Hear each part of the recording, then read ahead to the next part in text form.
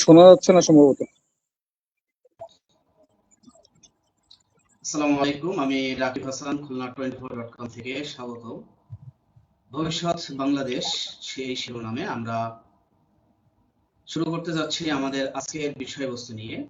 আমাদের যুবকদেরকে নিয়ে, আমাদের এই যুবক যারা আছে তারা আমাদের এই দেশের জন্য আসলেই তারা কল্যাণকর নাকি অভিশাপ, এই বিষয়ে নিয়ে আমাদের সাথে আজকে দুইজন আলোচক আছেন। আছেন সুমাইয়া বান্না, অনলাইন অ্যাক্টিভিস্ট,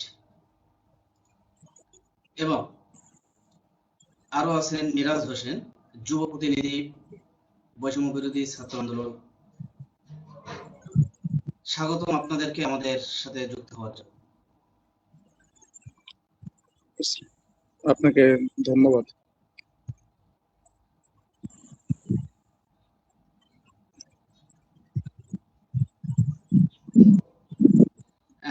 আমাদের যারা সর্বপ্রথম আমি সরাসরি কোশ্চেনে যাওয়ার আগে আমি যারা আমাদের সাথে যুক্ত আছেন, কে কোথা থেকে যুক্ত আছেন কমেন্টে জানান। আমরা আমাদের আলোচনার মধ্য থেকে আমরা জানিয়ে দেব যে কে কোথা থেকে আছেন আমাদের সাথে, এবং আমাদের পরবর্তী বিষয়বস্তু কি হলে ভালো হয়, এবং আমাদের বিষয়বস্তুটা সবসময় যেটা আমাদের মাথায় রাখতে হবে সেটা হলো যে আমাদের খুলনা বিষয়ে যে জিনিস সমস্যাগুলো আছে, আমরা খুলনার সমস্যাগুলো নিয়েই আমরা মূলত আলোচনা করতে চাই। তো আমাদের কমেন্টে জানালে আমরা সেই বিষয় নিয়ে আলোচনা করব এবং আমরা গেস্ট নিয়ে আসার চেষ্টা করব।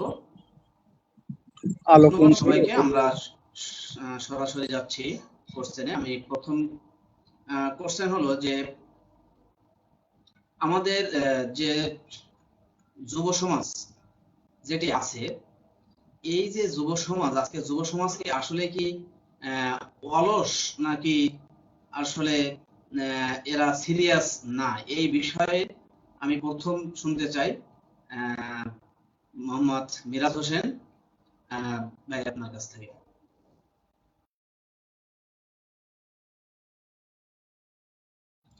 ভাই মিউট করা একটু। সঞ্চালক মোহাম্মদ রাকিব হাসান এবং আমার সহ আলোচক সুমাইয়া বান্না, আপনাদের সকলকেই আমি সালাম জানাচ্ছি, এবং যারা আমাদের কথাগুলো শুনছেন এবং পরবর্তীতে শুনবেন অথবা দেখবেন তাদের সকলকেই আসসালামু আলাইকুম। আমি প্রথমে ধন্যবাদ জানাচ্ছি আমাদের সঞ্চালক রাকিব হাসান ভাইকে যে আমাকে সমসাময়িক কিছু কথা বলার সুযোগ করার জন্য এবং আমন্ত্রণ জানানোর জন্য। আপনি যে প্রশ্নটি করেছেন প্রথমত হচ্ছে যে আমাদের যুবক সমাজ আসলে অলস কিনা, বা তারা কি অলস কিনা।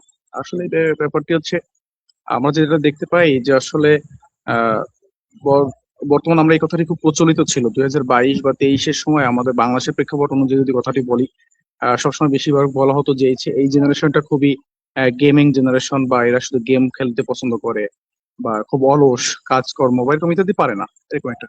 তবে আমরা প্রেক্ষাপটটা যখন দেখেছি 2024-এর যখন ছাত্র জনতার যে একটি গণ অভ্যুত্থান হয়েছিল, এবং সেই গণ অভ্যুত্থানে দেখেছিলাম যে যুবকদের মাধ্যমেই একটি পতিত স্বৈরাচার কে এই যুবক সমাজের আন্দোলন, সংগ্রাম, রক্ত, জীবন ইত্যাদির মাধ্যমে তারা এই স্বৈরাচারকে পতন করেছিল। আমরা যদি সেই দিক থেকে বলতে চাই তাহলে বলতে হবে যে আসলে তারা অলস না। তারা আমি মনে করি যে তাদের কাছে যে চেষ্টার একটু কমতি আছে। আমি একটি ব্যাপার দিয়ে আসলে একটু যুবক সমাজ শুধুমাত্র একটি আন্দোলন সংগ্রাম করলো তার মাধ্যমেই যে আসলে একটু যুবক সমাজের আইডেন্টি বের হয়, আমি এটা বিশ্বাস করি না। কারণ অনেক কিছু থাকে, তার নিজেকে সে ব্যক্তিগতভাবে নিজেকে কোন পর্যায়ে দেখতেছে বা নিজের ক্যারিয়ার নিয়ে কতটুকু সচেতন, এই সমস্ত বিষয়গুলো যদি পর্যালোচনা করা হয় তাহলে আমি যেটা আমার মতে যেটুকু বুঝতে পারি সেটা হচ্ছে তাদের একটু নিজেকে নিয়ে ভাবার একটা সমস্যা আছে, এবং আহ নিজেদেরকে সময় দেয় না, এরকম একটা ব্যাপার। এখানে আসলে অলসতার ব্যাপার না। অলসতার ব্যাপারটা হচ্ছে অলসতা যদি হতো তাহলে তারা এই গণ অভ্যুত্থানে একটি রোল প্লে করতে পারতো না, আমার যত বিশ্বাস। তবে তাদের নিজেদের প্রতি আত্মবিশ্বাসের জায়গাটি ঘাটতি আমি দেখতে পাই।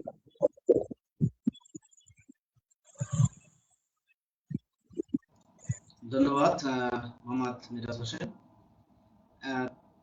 এবার সুমাইয়া বান্না আপুর কাছে আমার প্রশ্ন থাকবে যে আপু, আমাদের যে এই যে যুব সমাজ যেটা আমরা এখন বর্তমান আছে, আমরা কিন্তু প্রচুর পরিমাণে গেমে আসক্ত এবং আমরা ফেসবুকে আসক্ত। তো এই গেমে আসক্ত বা ফেসবুকে আসক্ত নিয়ে আসলে আমরা যুব সমাজ কি পিছিয়ে যাচ্ছি, নাকি আমাদের আরো একটু সিরিয়াস হওয়া উচিত আছে কিনা, আপনার কি মনে হয়? আসসালামু আলাইকুম রহমতুল্লাহি ওয়া বারাকাতুহু। আশা করি সবাই ভালো আছেন। ব্যাপার হচ্ছে যে আজকের জেনারেশন এবং আজকের জেনারেশনের প্রতি আমাদের দায়বদ্ধতাটা কি, এটা আগে দেখতে হবে। মানে তারা কেন গেমে আসক্ত হচ্ছে বা কেন তারা ফেসবুকে আসক্ত হচ্ছে। মানে আপনি যদি শুধুমাত্র জেনারেশনকে দোষ দেন বা কিশোরদের দোষ দেন বা যুব সমাজকে দোষ দেন, তাহলে জিনিসটা দেখতে শুধুমাত্র একপাক্ষিক হয়ে যাবে।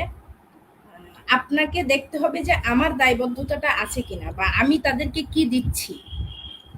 আমার দেওয়ার ঘাটতি থাকার পরে কি তারা এই কাজটা করতেছে, নাকি দিতে ঘাটতি থাকার কারণে তারা এই কাজটা করতেছে। দেখেন, আজকের যুব সমাজ যতটা না সমস্যা, তার থেকে বেশি সম্ভাবনা। সেই ক্ষেত্রে আপনাকে তাদেরকে একটা পরিবেশ দিতে হবে, দিক নির্দেশনা দিতে হবে, আপনাকে সঠিক শিক্ষা দিতে হবে, সংস্কৃতি দিতে হবে, কিংবা একটা সুন্দর পরিবেশ দিতে হবে। আপনি যদি একটা যুব সমাজকে এত কিছু না দেন, মানে আপনি যা শিক্ষার ব্যাপারটা দেখেন বা সংস্কৃতির ব্যাপারটা দেখেন, একটা কালচার একটা যুব সমাজকে কতটা ধ্বংসের দিকে নিয়ে যেতে পারে। আমি জাস্ট ছোট একটা উদাহরণ দিয়ে আগাচ্ছি। সেটা হচ্ছে বিগত 2 বছর আগে, মেবি আমার ভুল না হলে, রং খেলা টাইপ কিছু একটা হয় সম্ভবত। এটা নিশ্চয় আমার আপনার সংস্কৃতি না বা কালচার না। রমজানের সময় ভার্সিটির স্টুডেন্টরা এই কালচারে মানে উন্মুক্তভাবে তারা হচ্ছে পার্টিসিপেট করছে, এবং যখন তাদেরকে প্রশ্ন করা হলো যে তোমরা রমজানের সময় এগুলা কি করতেছো, তখন তাদের উত্তর ছিল আল্লাহ উইল আন্ডারস্ট্যান্ড। তার মানে কি, আমি পরিবেশটা ঠিকঠাক দিতে পারতেছি না, আমি আমার সংস্কৃতিটা ঠিকঠাক দিতে পারতেছি না। বা আপনি শহরে আমরা দেখেন, আমরা আমরা আমরা তো কারোর সংস্কৃতির উপরে হস্তক্ষেপ করতে পারি না, কে কি করবে না করবে এটা তো আমরা বাধা এই দিতে পারি না। জন্যই তো আপনি যখন একটা সুস্থ সংস্কৃতি দিবেন, একটা সুস্থ পরিবেশ দিবেন, শিক্ষা দিবেন, তখন যদি আপনি দেখেন যে না, তখন স্টুডেন্টরা আসলে ফেসবুক বা গেমে আসক্ত হচ্ছে কিনা। আমরা তো দিতে পারতেছি না, বিধায় তারা আসক্ত হয়ে যাচ্ছে। এইবার আপনি যদি বলেন যে না, সবাই আসক্ত হচ্ছে না, অনেকে ফেসবুকে থেকে ইনকাম করতেছে, ইউটিউবে থেকে ইনকাম করতেছে। এখন দেখা যাচ্ছে যে একজন ফেসবুক বাজেভাবে ইউজ করতেছে, আরেকজন ভালো কাজে ইউজ করতেছে, ইউটিউবের ব্যাপারটাও সেম। এমন অনেক ব্যাপার থাকে। সুতরাং আমার মনে হয় কি যে আমরা তাদেরকে কতটুকু দিচ্ছি এইটার উপরে আগে আমাদের এটা থাকতে হবে। আমরা যদি মানে কি, আমি নিজেও একজন মানে যুব সমাজের আন্ডারে পড়ি, আমি তো ঠিকঠাক পাচ্ছি না, দ্যাটস ওয়াই আমি এটার প্রতি আসক্ত হয়ে পড়তেছি। এটাই। মানে এদেরকে আরো কিভাবে সুযোগ দেওয়া যেতে পারে বলে আপনার মনে হয়? আমরা কিভাবে আরো সুযোগ দিতে পারি?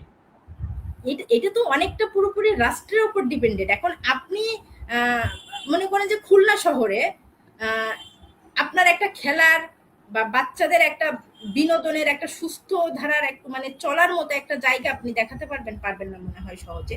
এবং সেই জায়গাগুলোতে গেলেও আপনি ঠিকঠাক পরিবেশটাও পাবেন না। একটা একটা গার্ডিয়ান তার সন্তানদেরকে নিয়ে যে একটা পার্ক কোথাও হাঁটতে যাবে, সেই জায়গার পরিবেশটা দেখেই তো বাবা মা পিছিয়ে আসে। এখন গেম কেন খেলতেছে, আপনি তাদেরকে ওই যে একটা কথা আছে এমন, যে কি জানি বলে ওটাকে, আমি ভুলে, মাদক ছেড়ে খেলতে চল, এরকম একটা আছে। তো আপনার ব্যাপার হচ্ছে যে আসলে আমাদের খেলার জায়গাটাও নাই। মানে আমি ওই ওভারঅল যেটা বলতেছি, আপনাকে আগে তো ওই পরিবেশটা ক্রিয়েট করতে হবে। এখন ওই পরিবেশটা আমি দিতে পারবো না। এই পরিবেশটা দিতে পারবে আপনি যাকে প্রতিনিধি হিসেবে, আমার প্রতিনিধি হিসেবে আমি তাকে তৈরি করতেছি দেশের জন্য, উনি যদি না করেন, তাহলে ঠিক কতটুকু যে আমরা দিতে পারবো, সমাজ দিতে পারবে বলতে পরিবার দিতে পারবে, এটা আসলে মূলই না। মূলত দিতে হবে প্রতিনিধি তো আমরা দিচ্ছি, প্রতিনিধি তো আমরাই দিচ্ছি। কারণ বর্তমান সময়ে বাংলাদেশে তো বাংলাদেশের সবচেয়ে বর্তমান সময়ে প্রতিনিধি নির্বাচনের সবচেয়ে বড় ক্ষমতা হলো যুবক যারা আছে এবং তরুণ যারা আছে তাদের হাতে। বাট আমরা কেন, আমরা তো যাদের প্রতিনিধি বানাচ্ছি তারাই তো প্রতিনিধি হচ্ছে, তাহলে কেন এটা উন্নত হচ্ছে না? আমরা কি আসলে ঠিকঠাক প্রতিনিধি নির্বাচন করতে পারতেছি? আমরা বিগত 17 বছরও পারি নাই। এইভাবে কথা বলতে গেলে আসলে কথা অন্যটা মানে অন্য সাইডে চলে যাবে। তো রিসেন্টও অনেক নির্বাচন নিয়ে অনেক মানে ক্যাচাল আছে বা অনেক ঝামেলা আছে, সুষ্ঠু নির্বাচন হয়েছে কিনা, আমরা ঠিকঠাক প্রতিনিধি পেয়েছি কিনা, যে প্রতিনিধিকে আমরা এই ভোট পেতে দেখছি সে আসলে এই ভোট পেয়েছি কিনা, মানে এই ব্যাপারটা তো এখন আপনি যদি বলেন যে আমরা তৈরি করছি, আমরা তৈরি করার ভেতরেও আরেকটা হাত থাকে, ওই তৃতীয় হাতটাকে আপনি খুঁজে বের করতে পারবেন এবং খুঁজে বের করতে গেলে আপনার একটু ঝামেলা আছে। দ্যাটস ওয়াই ওই আপনি আমি তৈরি করতেছি বলে এই পর্যন্ত সীমাবদ্ধ না, বিগত সরকারের আমলেও আমরা তৈরি করি, নিজেরা ওরাই জনপ্রতিনিধি তৈরি করে দিছে এবং এই নির্বাচন নিয়েও কিছুটা ঝামেলা আছে। সো আমরা তৈরি ধন্যবাদ আপু আপনাকে। আমরা মিরাজুলের কাছে দ্বিতীয় কোশ্চেনটা রাখতে চাই, সেটা হলো যে আপু যেটা বললো যে আমাদের এডুকেশন সিস্টেম বা আমাদের সমাজ বা আমাদের সংস্কৃতি সবকিছুরই একটু সমস্যা আছে, বা তাহলে কি এডুকেশন সিস্টেম কি ব্যর্থ কিনা আমাদের জন্য, আমাদের এই যুবক সমাজের জন্য বর্তমানে যে এডুকেশন সিস্টেমটা আছে এটা ব্যর্থ কিনা ভাই? আচ্ছা, আমি আপনার প্রশ্নের উত্তরটি দিব তার আগে আমি কিছু তথ্য আপনাকে দিতে চাই। আপনি যে বাংলাদেশে বসবাস করেন, বাংলাদেশে প্রায় 55 লাখ তরুণ আপনার হচ্ছে বেকার, যারা হচ্ছে আপনার যে দেশে বসবাস করছেন শিক্ষিত বেকার। আপনার বাংলাদেশে 55 লাখ তরুণ শিক্ষিত বেকার। আপনার আমাদের দেশে ডিগ্রি আছে, আমি যদি আপনার শিক্ষার হার কথা বলি, যে ডিগ্রি আছে তো আপনার চাকরি নেই। আপনি একটা বেকার একটা যুবককে আপনি যখন দায়বদ্ধতার বা কাঠগড়ায় আনবেন যে এই যুবক কেন সমাজে এফোর্ট দিতে পারছে না, কেন এই যুবক মাদকের সাথে সম্পৃক্ত, কেন এই যুবক আপনার গেমিং এর সাথে সম্পৃক্ত, এরকম ইত্যাদি অনেক প্রশ্ন আপনার থাকতে পারে যুবক সমাজ নিয়ে। আমি নিজে প্রশ্ন করি, আমি সেই প্রশ্নগুলো আপনাকে উত্তর দিই। বাংলাদেশের সবচেয়ে বড় সংকট হচ্ছে শিক্ষিত বেকার। তার মানে আমি শিক্ষিত, আমার কাছে শিক্ষা আছে, কিন্তু আমার চাকরি নাই, বা আমি যে কর্মসংস্থান যাচ্ছি সেটি নাই। আপনি হাজার হাজার গ্রাজুয়েট প্রতি বছর বের হয়, আপনার প্রতি বছর আপনার দেশ থেকে হাজার হাজার গ্রাজুয়েট বের হচ্ছে। তবে কি আপনার সেই গ্রাজুয়েটের যে আপনি চাকরির যে বাজারটি, আপনি সে বাজারটি তৈরি করছেন? আপনি যে গ্রাজুয়েটটা বের হচ্ছে তাকে আপনাকে দিনমজুর দিতেও হচ্ছে। তার মানে আপনি দেখছেন যে সুশিক্ষায় শিক্ষিত হয়ে তিনি দিনমজুর দিচ্ছে। তাহলে আমি শিক্ষা কেন গ্রহণ করবো? আমি তাহলে হচ্ছে আপনার ক্লাস 5 থেকে আমরা দেখি অনেক, আমাদের বেশি ম্যাক্সিমাম মাধ্যমিক থেকে শিক্ষার হার ঝরে যায়। আমি শিক্ষার হাতে মানে কথাই প্রসঙ্গে আসবো। মাধ্যমিক থেকে আপনার শিক্ষার হার ক্লাস 5 পাস করে দেখবেন যে অনেক শিশু শ্রম যেটাকে বলা হয়, আপনার দেশে শিশু শ্রমটা আছে। আপনার দেশে আইন আছে, কিন্তু আইন আসলে সঠিক যে ব্যবহারটি, সঠিক ব্যবহারটি আপনার দেশে নাই। ক্লাস 5 থেকে ঝরে যাচ্ছে, আপনার ক্লাস 10 থেকে ঝরে যাচ্ছে, মাধ্যমিক স্কুল থেকে তারপর আর কেউ কলেজ বা ভার্সিটিতে যাচ্ছে না। আপনি শিক্ষার ব্যবস্থাটি আপনি করতে পারছেন না। আপনার দেশের যে ব্যবস্থাটি আছে সেই ব্যবস্থাটি আসলে একজন তরুণের জন্য যে আসল সঠিক শিক্ষা ব্যবস্থা, আমি এটা বিশ্বাস করি না। আমি যদি আপনাকে বলি যে আসলে কিছু, আমি আপনাকে কারণগুলো বলি।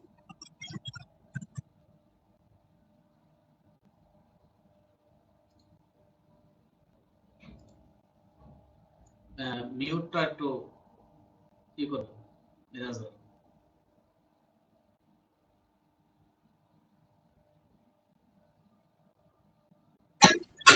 আমি যদি আপনাকে কারণগুলো বিশ্লেষণ করার চেষ্টা করি, তাহলে আমি আপনাকে কিছু কথা বলবো। আমাদের শিক্ষা হচ্ছে তাত্ত্বিক শিক্ষা, আমাদের যেটাকে বলা হয় তাত্ত্বিক। আমি কেন তাত্ত্বিক শিক্ষা বললাম? আমাদের শিক্ষাটি আপনি জেনারেল যে শিক্ষাটা দিচ্ছেন, ওই শিক্ষা আনুপাতিক হারে আপনি যুবকদের চাকরি দিতে পারছেন না, তার কর্মসংস্থান দিতে পারছেন না। তার মানে ওই শিক্ষাটি তার আসলে কোনো কাজে আসলে আসছে বলে মনে হয় না। আপনি বাস্তব দক্ষতা, আমাদের তরুণ সমাজের বাস্তব দক্ষতা খুবই কম। আপনি কোনো একটা চাকরিতে যাবেন, দেখবেন যে অনেক সার্কুলার আছে। আপনি অনার্স মাস্টার্স কমপ্লিট করে একজন ছাত্র, তাকে আপনি বলছেন যে 3 বছরের জব এক্সপিরিয়েন্স দেন। তাহলে একজন অনার্স মাস্টার্স কমপ্লিট করে তিনি কিভাবে 3 বছরের জব এক্সপিরিয়েন্স, 5 বছর জব এক্সপিরিয়েন্স দেবে? যখনই ওই ছেলেটা যখনই এই এক্সপিরিয়েন্সটা আপনাকে দিতে পারছে না, তার পরবর্তীতে তিনি কিসে যাচ্ছে? তিনি হয়তো অন্য কোনো মাদকের সাথে সম্পৃক্ত হচ্ছে, আড্ডাবাজ সম্পৃক্ত হচ্ছে, সন্ত্রাসের সাথে সম্পৃক্ত হচ্ছে, ইত্যাদি করে আপনি একটা শিক্ষিত একজন যুবককে আপনি সঠিক কর্মসংস্থান এই রাষ্ট্র দিতে না পারার কারণেই তিনি ঝরে যাচ্ছে। শুধুমাত্র কি আপনি ওনাকে মাদকে সম্পৃক্ত হওয়ার জন্য তাকে দোষ দিচ্ছেন? এই দোষটা আপনি শুধুমাত্র তাকে দিতে পারেন না।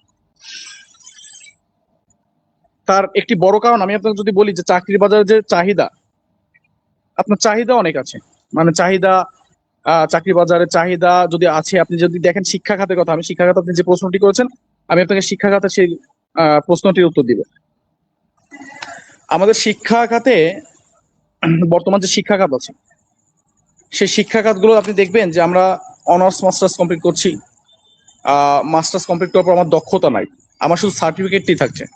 তো তবে যদি আপনি এইখানে যদি আপনি কাজগুলো করতে পারতেন, যে কারিগরি শিক্ষা যদি বাড়াতেন, কারিগরি শিক্ষা, তার মানে আমি অনার্স মাস্টার্স কমপ্লিট করলে আমার একটা দক্ষতা হচ্ছে, আমি যে কোনো একটা বিষয়ের পর স্পেশালিস্ট হচ্ছি, আমি ওই রকম কোনো প্রতিষ্ঠানে আপনি সরকার আমাকে যদি কর্মসংস্থান ব্যবস্থা করে নাও দেয়, আমি বেসরকারি ভাবে সেগুলো করতে পারি। তো দেখা যাচ্ছে আমাদের সেগুলো নাই। আপনি দেখেন আইসিটি এবং ফ্রিল্যান্সিং, বিশ্ব বিশ্ব শিক্ষা ব্যবস্থায় আপনি দেখবেন যে বিশ্ব এখন বড় বড় যে বৃহৎ রাষ্ট্রগুলো আছে, সেই রাষ্ট্রগুলো যেভাবে আপনার বিশ্বকে লিডিং দেয়, সেইখানে তাদের শিক্ষার মানটা কোথায়? আমি যদি আপনাকে একটা এক্সাম্পল দিই, চীনে বিপ্লবের পরবর্তীতে, চীনে আপনি সম্ভবত জানেন বা এরকম তথ্য আছে, 4 থেকে 5 বছর, আমি সঠিক তথ্যটি আপনি দিতে পারছেন, যেরকম টোটালি জেনারেল যে শিক্ষা, সেই জেনারেল শিক্ষা ব্যবস্থাটা সম্পূর্ণ বন্ধ ছিল। তাদের এই ছিল যে আমি দক্ষ কর্মসংস্থান, দক্ষ ব্যক্তি তৈরি করবো, মানে জনগণই আমার দক্ষতা হবে, সেই জনগণই নিজেই উদ্যোক্তা হবে, কর্মসংস্থান বৃদ্ধি করবে, তার মানে আমার এখানে চাকরি বাজার আরো অনেক তৈরি হবে। চীনে প্রায় 3 থেকে 4 বছর আপনার জেনারেল শিক্ষা টোটালি বন্ধ ছিল, শুধু কারিগরি শিক্ষা ছিল। আমাদের দেশের কারিগরি শিক্ষার অবস্থাটা কোথায়? আপনি দেখেন যে আমি যে দক্ষতা হবো, আমি অনার্স মাস্টার্স কমপ্লিট করলাম, আমার সেই শিক্ষার ব্যবস্থাটা কোথায়? কারণ আমার দক্ষতা হচ্ছে না, আমি নিজে যোগ্য ব্যক্তি না, আমি যখন চাকরি বাজার যাচ্ছি তখন ফলস করছি। আপনি শিল্প, যে শিল্প খাতটা বলা হয়, দেখেন শিল্প খাত নাই। আপনি যে শিল্প খাত আমার দেশের ব্যবস্থা খুবই কম। আপনার উদ্যোক্তা, আমাদের দেশে উদ্যোক্তা তৈরি করতে গেলে মনে করেন আমি একটা ছেলে অনার্স পাস করলো বা মাস্টার্স কমপ্লিট করলো, তিনি একটা উদ্যোক্তা হলো, মানে আমি চাকরির পিছনে ঘুরলাম না, আমি চাকরির পিছনে গেলাম না, আমি উদ্যোক্তা হয়ে আমি কিছু করব। আপনি উদ্যোক্তা করার জন্য কি সরকার কোনো ব্যবস্থা আছে? উদ্যোক্তা সেই ঋণগুলো আছে না।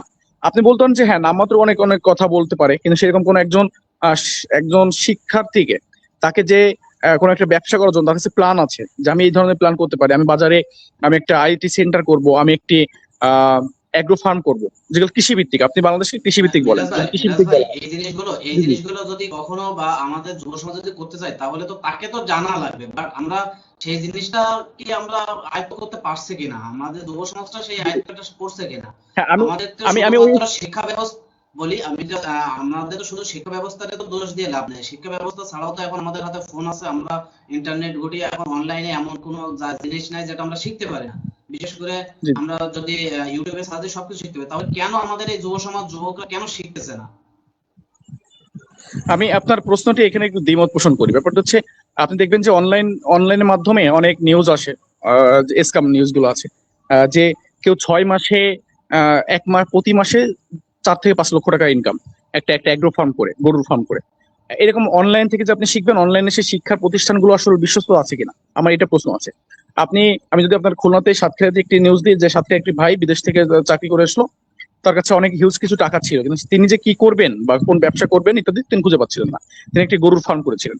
তিনি যে গরুর ফার্মটি শুধু অনলাইনেই দেখেছিলেন, তিনি ওই আপনার ইউটিউব থেকে সাজেস্ট করেছিলেন বা অন্যান্য মাধ্যম থেকে, ফেসবুক থেকে হিউজ রিলস ভাসে যে আমাদের গরুর দুধ বিক্রি করা হচ্ছে, প্রায় 4-5 লক্ষ টাকা, 4-5 লক্ষ টাকার ব্যবসা হচ্ছে। আসলে তিনি ওইসব বিষয়ে জানেই না, একবারে অজ্ঞ। পরবর্তীতে তিনি কি করলেন, তিনি এখানে লস করলেন।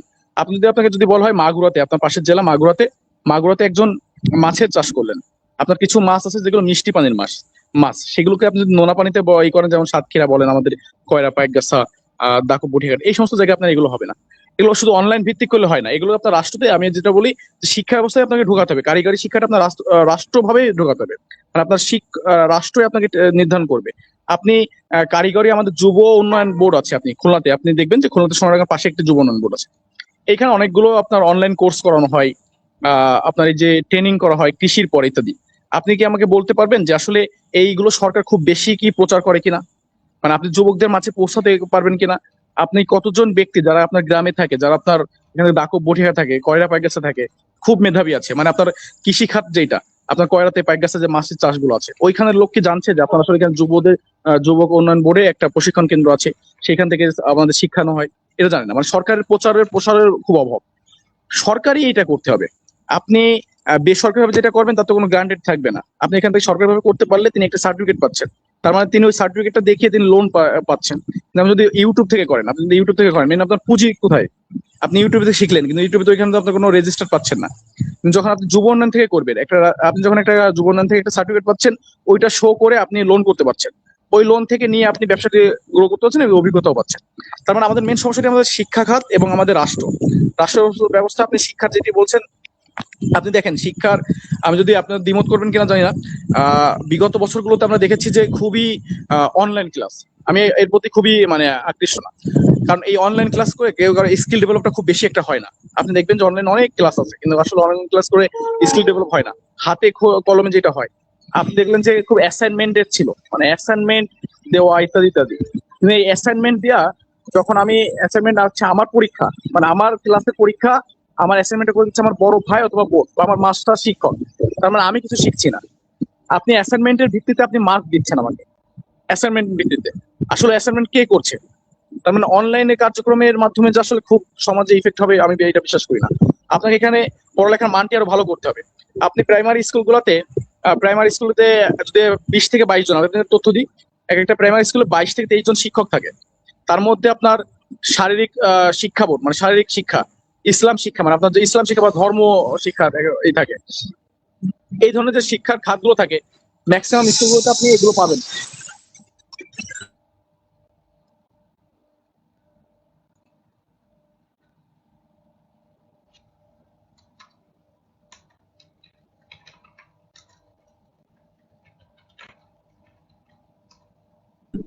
আপনি এগুলো ম্যাক্সিমাম স্কুলে পাবেন না। আপনি এখানে প্রাইমারিতে যখন আপনি একটা বাচ্চা যখন বেড়ে উঠছে, তাকে আপনি খেলাধুলা বা এইগুলো প্রতি আকৃষ্ট করতে পারছেন না, তার মানে তার যে মেধা বিকাশের সুযোগটা আপনি দিচ্ছেন না। আপনি যখন প্রায় হাই স্কুলে মাধ্যমিকে যাচ্ছেন, মাধ্যমিকে দেখবেন যে অনেক অনলাইন অ্যাক্টিভিস্ট বা আপনার হচ্ছে সোশ্যাল ওয়ার্কার যেগুলো, সেগুলো করানো হয়। তবে এর জন্য একজন শিক্ষক থাকে, সরকার ওই শিক্ষকগুলো থাকেন। তার মানে প্রাইমারিতে 4-5 জন শিক্ষককে দিয়ে আপনি আমার হাতে খড়ি দিচ্ছেন, কিন্তু 4-5 জন শিক্ষক কে গণিত করাবে, কে ইংলিশ পড়াবে, কে আপনার গল্প শোনাবে, এরকম ইত্যাদি ইত্যাদি। আমাদের শিক্ষা খাতে অনেক ফলস আছে, যার সবচেয়ে বড় আমরা দেখেছি অটোপাস। আপনি খুবই লজ্জা হবে যে এই বর্তমান যে শিক্ষামন্ত্রী আছে, আমি তাকে একদিকে সাধুবাদ জানাই, তার মানে কঠোরতা। আমরা দেখেছি তার তিনি যখন প্রতিমন্ত্রী ছিলেন, তাকে হেলিকপ্টার মিলন বলা হয়, তিনি হেলিকপ্টারে গিয়ে পরীক্ষা পরিদর্শন করতেন। আপনার দক্ষ জনবল যদি আপনি না করতে পারেন, তাহলে আপনি কিভাবে হবে? আমি তার ওই কঠোরতাকে পছন্দ করি। কারণ আপনি দেখবেন যে আমি অনেককেই দেখেছি যে আমার অনেক ছোট ভাই আছে বা আমার কাছের জন আছে, আপন জন আছে, আপনার ইন্টার পাস করা বা আপনার সে অনার্স করছে, ইন্টারে আমি বলি ইন্টার অনার্স ফার্স্ট ইয়ার এরকম সেকেন্ড ইয়ারে, ম্যাক্সিমাম ইংলিশ ট্রান্সলেট করতে পারে না, তার মানে একটা উচ্চারণ করতে পারে না। তাহলে আপনি এই শিক্ষাটা দিয়ে আসলে কোথায় করবেন? মানে এটা দিয়ে একটা সেলসম্যানিও তো আপনি নিতে পারবেন না। আপনি একটা দোকান, আমি একটা দোকান প্রতিষ্ঠান, আপনি একটা প্রতিষ্ঠানের মালিক, সেই দোকানে এমন একজনকে নেবেন যে আসলে ইংলিশ উচ্চারণ করতে পারে না, বা একজন বললে বুঝতে পারে না, বা তার অ্যান্সার করতে পারে না। আপনি যদি দেখেন যে বিদেশের যে আপনার মার্কেট গুলো, আমাদের শ্রমবাজার ম্যাক্সিমাম এই লেখাপড়া করার পরে আমাদের একটা টার্গেট থাকে যে আমি বিদেশ চলে যাব। এই যে সরকার যে এই ব্যাপারটা দেখেন, এইখানে বেশিরভাগ কিন্তু তরুণরা যায়, মানে তরুণদেরই ইচ্ছা থাকে যে আমি কিছুদিন পরে আমি বিদেশ চলে যাব। এখানে কি সরকার এগুলোকে রোধ করতে পারে? সরকার কি এগুলো তাদেরকে দেখাতে পারে যে না? এবার এইখানে যে বিদেশে যারা যায়, সেখানে কতটুকু স্ক্যামের শিকার তারা হয়, অদক্ষ হয়ে তারা যাচ্ছে। তিনি দেশে থেকে একজন শ্রমিক রাজমিস্ত্রি কাজ করতে পারছে না, তিনি বিদেশে গিয়ে রাজমিস্ত্রি কাজ করছেন, একজন অনার্স মাস্টার্স কমপ্লিট করা। কারণ কি? তার সেই দক্ষতাটাই নাই। এবং তিনি ওইখানে গিয়ে যে একটা হোটেলে ম্যানেজমেন্ট করবে বা আপনার একটা সুপার শপে জব করবে, তাও পারছে না। কেন পারছে না? কারণ তিনি অনার্স কমপ্লিট করলে তার ইংরেজি দক্ষতা নাই, তার বাইরের যে রাষ্ট্রের যে আপনার ল্যাঙ্গুয়েজ গুলো আছে সেগুলোর প্রতি তার দক্ষতা নাই। কারণ আপনার শিক্ষা খাতটা এমন ভাবে আপনি তৈরি করছেন যে শিক্ষা খাতে আপনি মানে আমাদের সুযোগই দিচ্ছেন না। আপনি যে তরুণ সমাজে মানে প্রশ্নবিদ্ধ করবেন বা তাদেরকে প্রশ্ন করবেন, সুযোগ নাই, কারণ তাদেরকে শিখাচ্ছেন না। আপনি যদি বলেন যে না আমার আমি শিখানোর সুযোগ আছে, কিন্তু আমি তারা শিখতে যাচ্ছে না, এখানে আপনার ব্যর্থতা।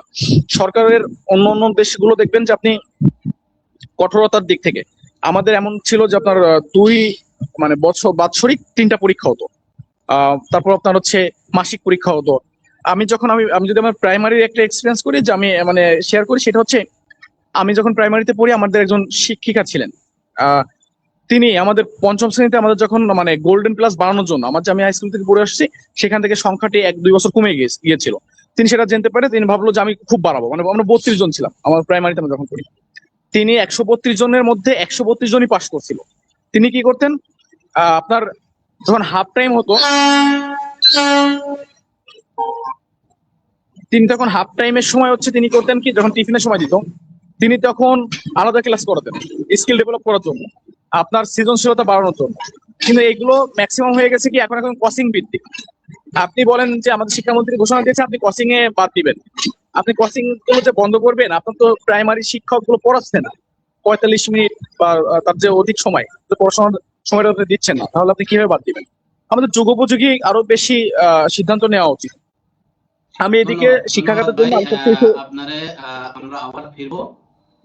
আমরা সর্বশেষ আমাদের প্রশ্ন, যে প্রশ্নটা দুইজনের কাছে, আমরা সর্বপ্রথম সুমাইয়া বা আপুর উত্তরটা শুনবো এবং পরবর্তীতে মিরাজ ভাইয়ের উত্তরটা শুনবো। পরবর্তী আমাদের যে জানতে চাই যেটা, সেটা হলো যে আমরা কি মনে করি যে আমরা তো নিজেরাই আমরা নিজেদের ভবিষ্যৎ নষ্ট করছি কিনা, বা একটা যুবক বা আমাদের বর্তমান সময়ের যে একটা জেনারেশন, এই জেনারেশন একটু চেষ্টা করলে কিন্তু অন্যান্য সময়ের জেনারেশনের চেয়ে অনেক কিছু করতে পারে, এদের দ্বারা অনেক কিছু করা সম্ভব। বাট আমরা আমরা নিজেরাই তো এই জিনিসটা চাচ্ছি না, এবং বাবা মা তো মানে কত সময় আমাদেরকে পাহারা দিবে এই জন্য। আর দ্বিতীয়ত হলো যে সমাজ তো মনে করেন আমরা নিজেরা বানাই, আমরা বলি যে আমরা সমাজ খারাপ, এই খারাপ, আমরা বর্তমান সমাজ এই সমস্যা, সমাজটা তো বানাই আমরাই, আমরা নিজেরাই তো সমাজ বানাচ্ছি, আর সমাজে তো আমরাই আছি। তাহলে কেন এই কথাগুলো আমরা বারবার বলি, বা আমরা সমাজের দোষ কেন বা দিচ্ছি, বা আমাদের নিজের ভবিষ্যৎ আমরা আসলে নিজেরা নষ্ট করছি কিনা? সময় বানা। আমি আমার ফোনে আমি যদি একটু কথা বলতাম, আমার ফোনটাই চার্জ বন্ধ হয়ে যাবে। যদি সংক্ষেপে আমি ওকে উত্তর ওকে দিতাম, মনে ওকে হয় পরবর্তী আপু ওকে আপু উত্তর দিলে ভালো ওকে হতো। ওকে মিরাজ আপুর ভাই, কাছে অনুমতি চাই। ওকে। আপনি আপনি যে কথাটি বললেন, প্রশ্নটি যদি আরেকবার একটু সংক্ষেপে বলতেন। আমার প্রশ্ন ছিল যে আমরা সবসময় সমাজের দোষ দিই যে সমাজ খারাপ, বাট সমাজটা তো আমরাই বানাচ্ছি, আমরা যারা আছি। আর বর্তমান সময়ে যে যুবক বা তরুণ যারা আছে, এরা চাইলেই আমি অনেক কিছু আমি করতে আপনার পারে, প্রশ্নটি বাট বুঝতে পারছি। জি জি, জি জি আমি আপনার প্রশ্নটি বুঝতে পারছি। আপনি যে প্রশ্নটি করেছেন যে আসলে আমরা সমাজটি আমরা নিজেরাই তৈরি করছি, এবং আমরা যুবক সমাজরা কেন সমাজের উদাহরণ টানছি, বা সমাজকে কেন আমরা দায়বদ্ধতা দিচ্ছি, মানে আমাদের নিজেদের দায় নিচ্ছি না কেন। আমি আপনার এই প্রশ্নটি একটু দ্বিমত পোষণ করে একটি কথা বলতে চাই। আপনি যে সমাজটির কথা বলছেন, এই সমাজটি একটা রাজনীতি, একটা সমাজ, মানে প্রভাবশালী একটা পরিবেশের মাধ্যমে আমরা বেড়ে উঠি। আপনি এই সমাজে যেগুলো কথা বলেন, আমরা যে এলাকা ভিত্তিক বড় ভাই, ছোট ভাই, অমুক নেতা, তমুক নেতা ইত্যাদির মাধ্যমে আপনি রাজনীতি দেখতে যাবেন। আমরা রাজনীতিতে খেয়াল করে দেখি, আমি রাজনীতির প্রসঙ্গটা এখানে টানলাম কারণ কি বেশিরভাগ আমার ছাত্র রাজনীতিতে আমাদেরকে রাজনৈতিক দল এবং রাজনৈতিক বড় ভাইয়েরাই নষ্ট করে। আপনি যদি মাদকের আখড়ার কথা বলেন, মাদকের যে ব্যবসায় যুবকের সমাজ জড়িয়ে যায়, তিনিও কোনো না কোনো বড় ভাইয়ের মদতেই জড়াচ্ছে। আসলে আমি ঘর থেকে আমাকে মাদককে আমি আমি ব্যবহার করছি না, বা আমি উৎপাদন করছি না, এর মাধ্যমে দিয়ে আসছে। তার মানে এই সমাজই আমাকে এই যে প্রেক্ষাপটে আনছে। আপনি আমাকে এই সমাজে খুব কম এক্সাম্পল দিতে পারবেন যে যেখানে কোনো একটা কমিউনিটি আছে, যেগুলো আমরা শুনেছি আমাদের পিতামাতার কাছে, বা তারা তাদের কাছে গল্প শুনেছি, তখন তারা করতেন যে একটি জায়গা থেকে যদি তাদের কোনো সিনিয়ররা বসে থাকতেন, সেইখান থেকে তার চলাফেরাই করতেন না, মানে তারা ওইখান থেকে বর্জন করতেন, ভয় পেতেন। এই ভয়গুলো আপনি দেখেন যে এখন কমে গিয়েছে। আপনি যদি বলেন যে আমাদের জেনারেশন থেকে এখন আমরা বাবা মার সাথে তর্ক করি ইত্যাদি করি, হ্যাঁ, এরকম ইত্যাদি, কিন্তু এই জেনারেশনটা দেখছেই, মানে আমি একটা জিনিস শিখছি কার কাছ থেকে, আমার পর আগের যে জেনারেশনের কাছ থেকে। আপনি যদি দেখেন যে খেয়াল করেন যে এখন অ্যাজ ইউজুয়াল হয়ে গেছে, যেমন কারণ আমি একজন মধ্যম বয়সী 25-26 বছরের একজন যুবক, আমি আমার বাপ চাচা বা ইত্যাদি সেই জেনারেশনের সাথে বসে আমি চা খাচ্ছি এক দোকানে, এগুলো কিন্তু আগে ছিল না। তার মানে এখন আপনার বাজার কেন্দ্রিক হয়ে গেছে, আপনার ঘরের পাশে দোকান পাট বাজার ইত্যাদি। তার মানে এখন সবাই মিশে গেছে এই সমাজের সাথে। আপনি যে মাদকের যে ব্যবস্থাটি দেখেন এই সমাজে মাদক, আপনি কি বলতে পারবেন যে কোনো একটা, মনে করেন আমি আমার নেতৃত্বে একজন 15 বছর ছেলের নেতৃত্বে কোনো মাদকের ব্যবসা হচ্ছে না। ওই মাদকের ব্যবসা দেখেন একটা উপর লেভেলে দেখেন, উপরে দেখেন যে ওকে ছত্রছায়া কে দিচ্ছে। তিনি দেখবেন যে এই সমাজে কোনো একজন গণ্যমান্য ব্যক্তি যিনি বড় বড় স্টেজে গিয়ে বক্তব্য দিচ্ছেন, তিনি এই ওকে দিয়ে মাদকের কাজটি করাচ্ছেন। উচিত কি ছিল আপনার এই সমাজের? উচিত ছিল যে এই যে ছেলে পেলে গুলো ছিলেন, বা তাদেরকে আরো বেশি আপনার খেলাধুলার ভিত্তিতে আনা, খেলাধুলা করানো, আপনার এদেরকে বেশি সোশ্যাল ওয়ার্কার করার মধ্যে আনা, এরকম। কিন্তু আপনি দেখবেন যে এই সমাজের ব্যবস্থাগুলো সেগুলো আছে কিনা, এখন এই সমাজে সেগুলো নাই। এখন এই সমাজগুলোতে যদি আপনার মনে করেন, আগে আমরা দেখেছি, আমরা যেগুলো শুনেছি যে আমাদের বড় ভাইয়েরা তারা প্রতিদিন মাঠে খেলাধুলা করতো। আমাদের এখন প্রচন্ড মাঠের যা ব্যবস্থা আছে, খেলাধুলার ব্যবস্থা আছে, কিন্তু সেই খেলাধুলা নাই, চর্চা নাই। তারপর আমরা এই চর্চার ভিতরে নাই, এবং এইখানে আমাদের বড় যে জেনারেশন আছেন এই তাদেরকে একটা ব্যর্থতা আমি অবশ্যই দেখি। চর্চাটা বলতে মিরাজ ভাই, চর্চাটা বলতে যে আমরাই তো যাই না, মাঠ আছে, আমাদের বল আছে, সবকিছু আছে, বাট আমরা যাই না। আমরা কি করি? আমরা তো বেডে বসে বসে ফুটবল খেলি, আমরা বেডে শুয়ে শুয়ে ক্রিকেট খেলি। বাট এই ব্যর্থতা তো আমাদের নিজেদেরই।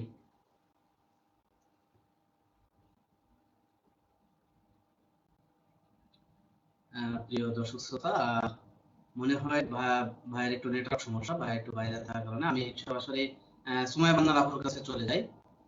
আপু, আপনি যদি এই বিষয়টা নিয়ে আমাদের কিছু বলেন।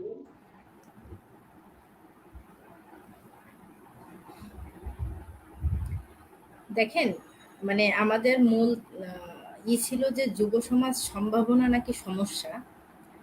ইসলামেও কিন্তু যুবকদেরকে নিয়ামত কিংবা হচ্ছে মেরুদণ্ড হিসেবে দেখানো হয়েছে, এবং একই সাথে বলা হয়েছে যে তারা হচ্ছে শক্তি এবং একই সাথে ইমানের প্রতীক। মানে যুবকরা যত বেশি আসলেই মানে অ্যাক্টিভ হবে, যুবকরা যত বেশি মানে কাজের দিকে এগিয়ে যাবে, তত বেশি সমাজ, রাষ্ট্র সবকিছুই আসলে সুন্দরভাবে হবে। তো ব্যাপার হচ্ছে আমরা কি আসলে আমাদের ভবিষ্যৎ নষ্ট করছি কিনা, এইটা আমি ওই যে আগেই বললাম যে আসলে আমরা কি পরিবেশ পাচ্ছি, ওই পরিবেশটা ম্যাটার করে। এখন একটা ব্যাপার দেখেন, আমি যেখানে থাকি সাপোজ, এইখানে যদি আমি পার্সোনালি ফোন দেখি বা অন্য কাজ করি, তাহলে আমার পাশে যে পড়বে সে পড়তে পারতেছে না, তাকে যুদ্ধ করে পড়া লাগবে। তার মানে কি, তার পরিবেশের সাথে যুদ্ধ করতে হচ্ছে। পরিবেশের সাথে যুদ্ধ করার পরে পড়াশুনো হচ্ছে অনেকটা মানে মানসিক প্রশান্তির ব্যাপার হোক কিংবা মুডের কাছে ডিপেন্ডেন্ট করে আর কি। এখন তার মুডের সাথে তাকে যুদ্ধ করতে হচ্ছে, তারপর তার পড়াশোনার প্রতি মনোযোগী হইতে হচ্ছে। এখন পরিবার কিন্তু একটা শিশুর, একটা সন্তানের কিন্তু হচ্ছে প্রথম শিক্ষালয়, প্রথম বিদ্যালয় আর কি। এখন সেখান থেকেও যদি একটা শিশু বা একটা যুবক যদি ঠিক পরিবেশটা না পায়, সংস্কৃতিটা না পায়, তাহলে দেখা যাচ্ছে যে সে আসলে কতটুকু নিজেরে কতদিন ধরে রাখবে, কতটুকু যুদ্ধ করবে। আমাদের যারা হচ্ছে এইসব ফ্যামিলি, আমাদের বাংলাদেশে প্রায় অধিকাংশই হচ্ছে মধ্যবিত্ত, কম নিম্ন মধ্যবিত্ত এবং উচ্চ মধ্যবিত্ত, হাই ক্লাস নাই। এখন এই সন্তানগুলোর অনেক কিছুর সাথে যুদ্ধ করতে হয়, যুদ্ধ করে পড়তে হয়। পড়ার পরেও যদি বলা হয় যে আমাদের বাবা মারা চেষ্টা করতেছে, আমরা কেন করতেছি না, আমাদের আসলে হতাশা, মানসিক অশান্তি, এগুলো একটা বড় ফ্যাক্ট। যখন আমি দেখতেছি যে আমার সাথে চলা মানুষটা হচ্ছে একটু বেটার লাইফ লিড করতেছে, আমার ফ্রেন্ড সার্কেল, সেখানে আমি না পেলেও আমার মন খারাপ হচ্ছে। এই যে মন খারাপ হওয়া, এটাও একটা মানসিক হতাশার কারণ, এবং এই হতাশার কারণ থেকেও আপনি দেখা যাচ্ছে পড়াশোনাও করতে পারবেন না। এরপরে এই হতাশা কাটাইতে গেলে আমরা কি করতেছি, রিলস দেখছি, টিকটক দেখতেছি, এইসব হাবিজাবি কাজ করতেছি, পরীক্ষার আগে ওইগুলো করতেছি। আর এইগুলো করে যদি আপনি সময় নষ্ট করি, তাহলে এইখানে আমার যেমন দোষ আছে, একই সাথে এই দোষটা পরিবেশেরও আছে, পরিবারেরও আছে, সংস্কৃতিরও আছে। সো শুধুমাত্র যুব সমাজ যে ধ্বংস হওয়ার জন্য শুধুমাত্র সমাজ দায়ী, এটাও বলছি না। আবার শুধুমাত্র যে আমরা দায়ী, এটাও না। মানে পুরো সিস্টেমটাই মানে দুই পক্ষেরই দায়ী, মানে কখনো এক পক্ষ না এই ব্যাপারটাতে। মানে আপনার সমাজকেও দায়ী করতে হবে, একই সাথে আমিও দায়ী। আমি চাচ্ছি না আবার সমাজ থেকে আমি পুরোপুরি সাপোর্টটা পাচ্ছি না, বা সেই শিক্ষা ব্যবস্থা, সেই আরো একটা ব্যাপার, শিক্ষা ব্যবস্থার কথাই যদিও আসি, মিরাজ এতক্ষণ এই ব্যাপারে কথা বলতেছিল, আমাদের শিক্ষা ব্যবস্থা এত মানে ব্যাকডেটেড যে আমরা এখনো পর্যন্ত মুখস্থ বিদ্যার উপরে কিন্তু চলতেছি। আপনি দেখেন বাংলাদেশে প্রতি বছর আনুমানিক কত লাখ লাখ স্টুডেন্ট কিন্তু হচ্ছে আপনার বিসিএস এর পিছনে ধাবিত হচ্ছে। এই বিসিএসটা পুরোপুরি মানে কতটুকু বোঝে, পুরোপুরি কি মুখস্থ বিদ্যার উপরে না। আপনি দিচ্ছেন বিসিএস পরীক্ষা, আপনি যাবেন অ্যাডমিন ক্যাডারে, আপনাকে পড়তে হচ্ছে অমুক দেশের মুদ্রার নাম কি, এটাই তো আপনাকে প্রিলিতে পড়ে পাশ করতে হচ্ছে নাকি, এটাই তো হচ্ছে।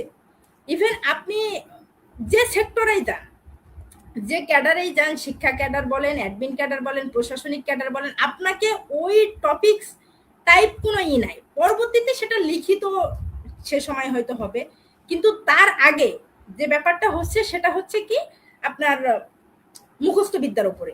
এরপরও আরো একটা ব্যাপার, আমাদের ভার্সিটি যেসব ভাই বোনেরা থাকে তাদের পারিবারিক অবস্থাও তো খুব ইনা হওয়ার কারণে আমাদের যে সময়টা আসলে দেওয়া উচিত, যে স্টুডেন্টটা হচ্ছে কেমিস্ট্রি বা ফিজিক্সে বা এর থেকে বেটার কোনো সাবজেক্টে অনার্স মাস্টার্স করতেছে, সে যে আসলে ল্যাবে বসে যে আসলে ওই ভিত্তিক কোনো কিছু করবে না, তার চিন্তা কি আমার নিজের পড়াশোনার খরচটা আমার নিজে চালাইতে হবে, তখন সে কি করতেছে, টিউশনের দিকে ঝুঁকে যাচ্ছে।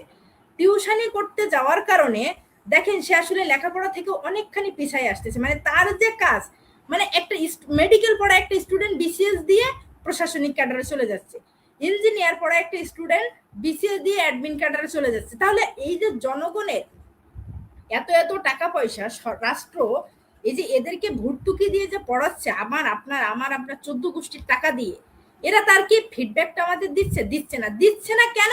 কারণ এটারও একটা হচ্ছে মানে শিক্ষা ব্যবস্থার একটা সমস্যা। এরকম বহুত প্রবলেম। এতক্ষণ মিরাজ যে আলোচনাগুলো করতেছিল, আমাদের এই যুব উন্নয়নের কথাও মিরাজ বলতেছিল। যুব উন্নয়নে আগে কি হতো আমি ঠিক জানি না, এখন যুব উন্নয়নের টাকা পয়সা দেয়। আপনি একটা কোর্স করবেন, আপনাকে ভাতা দেয়, যাতায়াত ভাতা, নাস্তা ভাতা। এখন মেজরিটি পার্সেন্ট স্টুডেন্ট, মানে ওইখানে আমি কয়েকটা কোর্স করছি, আমি নিজের ব্যর্থতার কথাও স্বীকার করে দিই। আমি যেতাম কখন, আমি যেমন আমি লাস্ট একটা কোর্স করেছি modern official management, that's why এটা খুব গুরুত্বপূর্ণ একটা আমাকে সরকার দিয়েছে বা রাষ্ট্র। এইখানে আমি আমার দোষটাও বলি, সেটা হচ্ছে যে আমি এই জায়গাটাতে ঠিকঠাক মতো শিখে আসতে পারিনি এবং অফিসও আমাকে পর্যাপ্তটা দিতে পারেনি। আমি শিখে আসতে পারিনি কেন? অফিস আমাকে পর্যাপ্তটা দিতে পারেনি। অফিস পর্যাপ্তটা দিতে পারে নাই বইলেই আমি শিখে আসতে পারি না। আমার যখন আমি বুঝবো বা আমি যখন পড়াশোনাটার প্রতি আমি যখন আনন্দ পাবো বা তৃপ্তি পাবো, তখনই তো আমি ওইটার প্রতি ঝুঁকবো। এখন আমি যে কোর্সটা করলাম, আমি গেছি কি, আমি যদি প্রতিদিন একটা করে হাজিরা দিই, 6 মাসের কোর্সে মাস শেষে আমি 13,000 সামথিং টাকা পাবো। এটাই আমার মাথার মধ্যে একটা টার্গেট।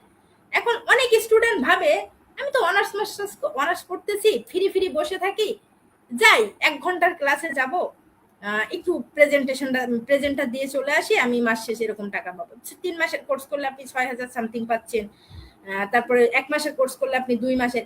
এর মধ্যেও আপনার ওখানে কৃষি আছে, মৎস্য আছে, বিভিন্ন ইগুলো আছে, কিন্তু এই শিক্ষাগুলো আসলে রাষ্ট্র জাস্ট দায় সারা করে দিচ্ছে, মানে দেওয়ার মতোও দিচ্ছে না। তার উপরে আছে আপনার কোটা সিস্টেম। এই যে বিসিএস এ এতদিন কোটা ছিল, প্রাইমারিতে এখনো কোটা আছে, পোষ্য কোটা। এই যে কোটাগুলো এখন দেখেন, আমার একটা পোষ্য কোটা আছে। এখন আমি যদি একটা নির্দিষ্ট মার্ক পেয়ে যদি আমি পোষ্য কোটায় চান্স পেয়ে যাই, আমার থেকে যে ভালো স্টুডেন্ট সে পাচ্ছে না, কারণ তার কোটা নেই।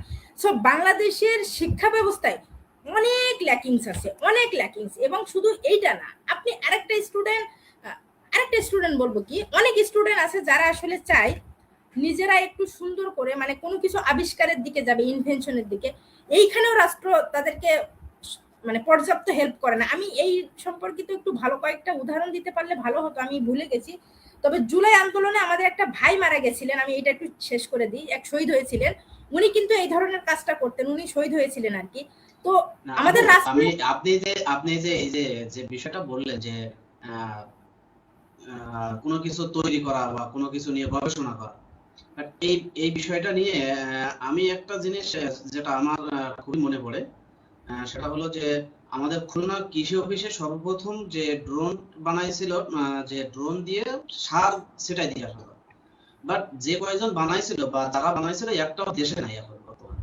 তারা অন্য আমি এই জায়গায় যাচ্ছিলাম কথাটা। এবার দেখেন আমাদের এরা নেই কেন দেশে, এটার কারণ কি? বাংলাদেশ, আমি এইখানেই গেছি, আপনি এইখানে আমাকে করে দিয়েছেন। এটার কারণ কি? এরা যখন তৈরি করতেছে, এদেরকে রাষ্ট্র ঠিকঠাক ভাবে মানে আপনার ইউটিলাইজ করতে পারতেছে না।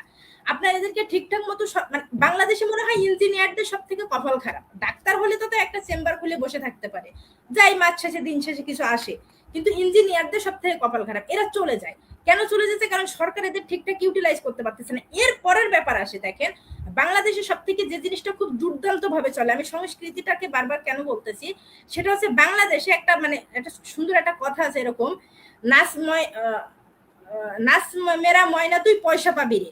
মানে বাংলাদেশে আপনি একটু নাচেন, আপনাকে নিয়ে বিভিন্ন টিভি চ্যানেল গুলা, বিশেষ করে যেমন মাস্টার যে বইটা লিখছিলেন যে মাস্টার জাহাঙ্গীর আলম, আমি ওনার কথাটাই ইটাই দিই।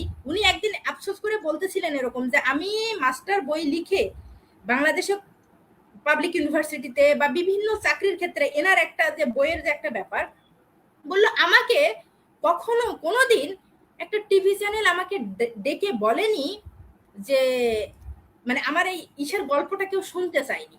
কিন্তু আপনি দেখবেন, আমি বলবেন আপনি তো তাকে চিনেন, এই যে প্রিন্স মামুন বলেন বা বুলু ফেয়ারে লাইলা টাইলা, আমি এই দিকেই গেলাম, যে এই যে টিকটক যারা করে, আমি যে ওই যে বললাম নাচ মেরা ময়না তুই পয়সা পাবি রে, এই মানুষগুলো দেখেন টিকটকে নাচতেছে, অনলাইনে নাচতেছে, এদেরকে নিয়ে এসে বিভিন্ন টিভি চ্যানেল সামনে বসে এদের হচ্ছে গল্প শুনতেছে। আপনি বাংলাদেশে যখন এই ধরনের ইগুলা হয়, আপনি কতগুলো মানুষকে দেখেন যারা এই কাজে যাচ্ছে। এখন যেটা হচ্ছে সেটা হচ্ছে যে মানুষের করোনার পরে মানুষের মস্তিষ্কে একটা ধারণা চলে আসছিল যে এরা জাস্ট টিকটক করে এক একজন এক একটা নিউ নিউ ব্র্যান্ডের কার কিনতেছে, গাড়ি কিনতেছে, তাহলে আমাকে ওই দিকে যেতে হবে, ওই সিস্টেমে যেতে হবে। এই যে একটা ব্যাপার, এখন আমি যেহেতু একটা মামুন হোক বা ওই যে টিকটকার মামুন যার কথা বললাম, ওরা সম্ভবত আন্ডার 5 পাস বা আন্ডার মেট্রিক যেটাই হোক, কিন্তু এরা জীবনে যে পরিমাণ এখনো পর্যন্ত সফল, পড়ালেখার পেছনে আমি সুমাইয়া বান্না বা আপনি রাকিব হাসান ইনভেস্ট করে ঠিক কতটুকু সফল হইতে পারছেন, মানে লেখাপড়ার পেছনে ইনভেস্ট যে করলেন আপনি কতটুকু সফল, আপনি কি ওদের মতো একটা গাড়ি কিনতে পারছেন, ভালো একটা বাড়ি নিতে পারছেন? আপনি দেখেন এবার আমি কেন লেখাপড়া ছেড়ে কেন টিকটক রিলসে ঝুঁকবো না, কেন আমি টিকটক রিলসের বাইরে চলে যাব, মানে সরি লেখাপড়ার বাইরে যাব না। এই জন্য আপনাকে আগে মানে যারা পড়াশুনো করতেছে, যারা এই কাজগুলো করতেছে, তাদেরকে আগে মানে ফার্স্টলি তাদেরকে আগে আপনার ব্যবহার করতে হবে। রাষ্ট্র যদি আপনাদেরকে এদেরকে ব্যবহার না করতে পারে, এরা এমনিতেও থাকবে না, এরা চলে যাবে, কারণ এই রাষ্ট্রে এদের নাই, ডিমান্ড নাই। ইভেন আপনি ঢাকা ইউনিভার্সিটির দিকে দেখেন, এইখানে চাকরি পেতে গেলেও আপনার হচ্ছে আপনার থিসিস আছে অনেক বেশি, সার্টিফিকেটের দিকে আমরা কেন ঝুঁকতেছি, সেটার একটা কারণ হচ্ছে আমার থিসিস আছে বেশি, অ্যানালাইসিস আছে বেশি, অনেক কিছু আছে, কিন্তু আমার পরীক্ষার বাই এনি চান্স যে কোনো ভাবে আমার গ্রেড পয়েন্ট হচ্ছে জিপিএ খুব কম আসছে, আমি ঢাকা ইউনিভার্সিটির টিচার হইতে পারবো না। এই যে ব্যাপারগুলো বাংলাদেশে আপনার সব জায়গায় এই সিস্টেমটা আছে। সো যতদিন না এই ব্যাকডেটেড সিস্টেমটা ভেঙে আমরা আপডেটেড হতে পারবো, ততদিন আসলে এই জাতির কপালে আসলে মুক্তি নাই।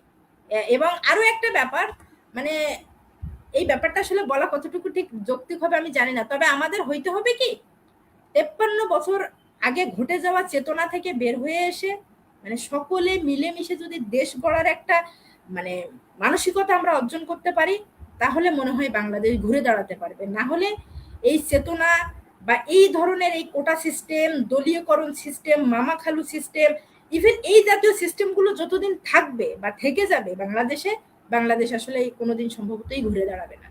এবার এইখানে আপনি রাষ্ট্রের দোষ দেন, সমাজের দোষ দেন, যুব সমাজের দোষ দেন, সংস্কৃতির দোষ দেন, কোনো কিছুই না। সো এই সিস্টেমটাকে বদলাইতে হলে আমাদের সবাইকে এগিয়ে আসতে হবে, এছাড়া কোনো সিস্টেম বদলানোর কোনো ওয়ে নাই। উদাহরণ আফগানিস্তানকে দেখলেই বুঝবেন 20 বছরে তাদের ঘুরে দাঁড়ানোর সিস্টেমটা কি, আর আমাদের 55 বছরে ঘুরে দাঁড়ানোর অবস্থাটা কি। ধন্যবাদ আপনাকে অনেক সুন্দর কথা বলার জন্য।